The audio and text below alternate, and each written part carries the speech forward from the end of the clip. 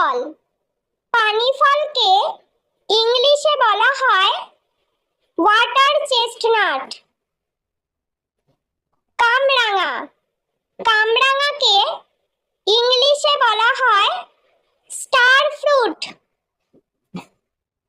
বাতাবি লেবু, বাতাবি লেবুকে ইংলিশে বলা হয় পমেলো। মৌসম্বি লেবু, মৌসম্বি লেবুকে ইংলিশে বলা হয় গ্রেপ ফ্রুট। কুল, কুলকে ইংলিশে বলা হয় প্লাম। আনারস, আনারসকে ইংলিশে বলা হয় পাইনঅ্যাপল।